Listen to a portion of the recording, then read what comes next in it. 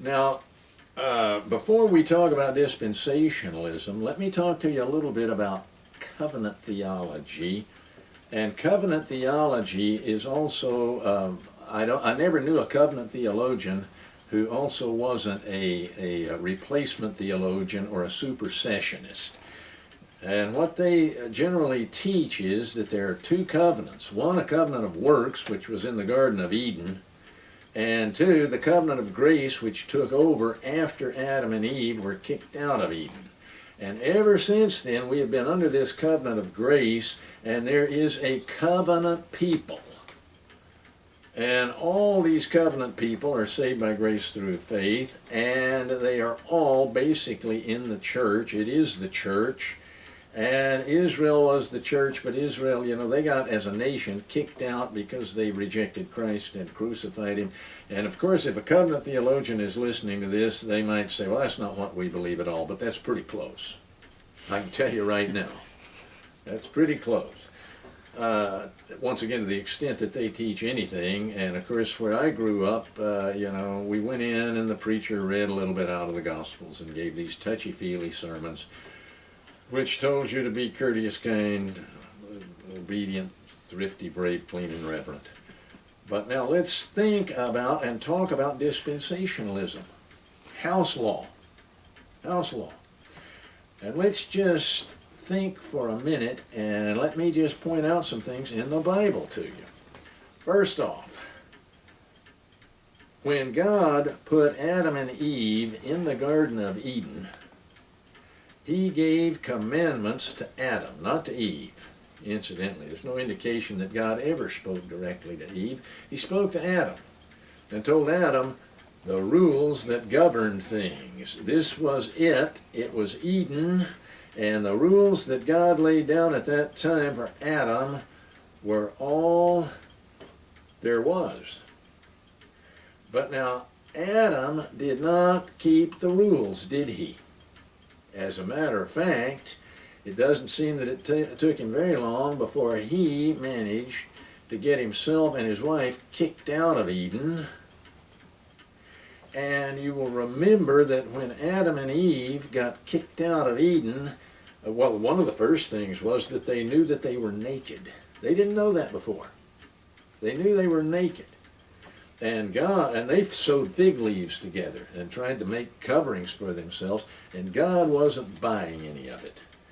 He slew animals and took the animal skins and made coverings for them. And when Adam and Eve got kicked out of Eden, the old rules that were in Eden no longer applied. Okay? In fact, God put a cherub with a flaming sword at the gates of Eden so that they could never go back that way again. And now they're out of Eden, out in the world. They have died, they died spiritually, and they are physically dying now. In fact, this was what God said, dying ye shall die, is exactly what he said. It's not translated that way in our Bibles, most of them, but that's what God said. Dying, process, ye shall die. Okay? And here they are now, out in the world, clothed in animal skins to clothe their nakedness. Here we have the shed blood now, and they are out in the world. And God now tells them that they are going to work, and by the sweat of their brow. Things have changed awfully, haven't they? And there is now what we call the rule now. Remember Adam and Eve. Remember Satan's, go back into Eden. Satan's temptation was, God does not want you to eat of the tree of the knowledge of good and evil. He knows that in the day you eat thereof, you will be like gods, knowing good from evil. Implication, if I know good, I will do good. If I know evil, I will avoid evil. Just tell me what you want me to do, and I will do it. Now, you might be surprised, but just keep your ears open and see how many people basically think that right now.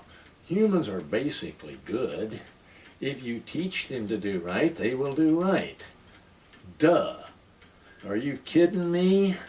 I mean, we've been teaching people all along, and of course we just haven't got it right yet. We just got to keep tweaking this. And of course all of these politicians out there, this is exactly where they're going. We just put the right people in office, and we're on our way to Zion. You know, we'll be in Jerusalem drinking from the Grail, and you know, in the Messianic kingdom, but without the king. Now here we have it. Adam and Eve get kicked out of it, but now they know good from evil. I mean, Satan got that part right. They now know good from evil, and Mr. McIntosh, one of these commentators of the Brethren back in the 19th century, said the full truth was, which Satan didn't tell them, you will know good without ever really being able to achieve it, and you will know evil without ever being able to avoid it. But here they are now. They're out in the world. They can't go back to Eden. Something new is going on. They now know good and evil. Things have changed. Now, let's go back to the first dispensation, the dispensation, I call it, of innocence. Garden of Eden, Adam and Eve, not knowing good from evil. What was their business? Well, to keep and to tend the garden and to make sure they could eat of any tree there, but not the tree of the knowledge of good and evil. That was it. How did that dispensation end? In failure. Human failure, didn't it? In fact, it wound up not just in human failure, but in they got kicked out of Eden and the beginning of something new now. They said they wanted to know good from evil. God said, okay, you think you want to do this? We'll do it that way. And it doesn't take just an awful lot of intelligence to see that things have changed. There's been a change here. Now, even the covenant theologians agree with this. They agree that things were different in Eden as they were afterwards. But the question now, and let me just say this right now, kind of a little rabbit trail. These dispensationalists do not all agree on the number of dispensations that there are, or what they are called, or exactly where one begins and one leaves off. I personally believe that Dr. Schofield and the Brethren got it right, that there are 7 dispensations, and what you call them, once again, I called the first dispensation the dispensation of innocence. Now, how did it end? With the failure of man and the rejection from, or ejection from the garden. All right, first dispensation. Now we are into a second dispensation. Every one of these dispensations will all end in the failure of man. And we'll later on talk a little bit about, well, why is God doing it this way? All right? We are into now the dispensation of conscience. Right from wrong. How does the dispensation of conscience end? Well, it ends with Noah and the flood. Noah and the flood. With people's every thought being towards evil is how it ends. That's what God says. It repents me, I made him. The thoughts of man's heart were only evil continually. All of the only people that survived out of the dispensation of conscience were 8. Noah, his wife, his sons, his 3 sons, and their wives. There were 8 people in that ark. Everyone else, all the line of Cain. Incidentally, thinking of this dispensation of right and wrong, or conscience and knowing good from evil, I mean, what's the first thing almost that we get in there? The first murder. Cain cut Abel's throat. Why? Envy, jealousy, rage, outrage, what have you. People are still cutting one another's throats, and they haven't improved any. I don't care what the politicians and all those bleeding heart liberals over on the left try to tell you, things are no better. I mean, people will cut your throat right now as quickly as they ever would. But now we end the dispensation of conscience with Noah. We end the dispensation of conscience when Noah and his family step out of that ark on Mount Ararat after, being afloat for about, a year and a half, wasn't it, that they were actually out there? Was it, or 150 days, wasn't it? That's what it was.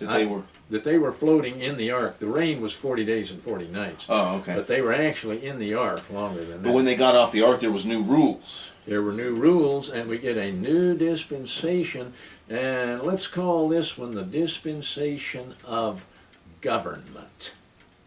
Okay? The dispensation of government. In this dispensation, now some of these dispensations carry over into other dispensations. I mean, the conscience, humans still have a conscience. They still know right from wrong.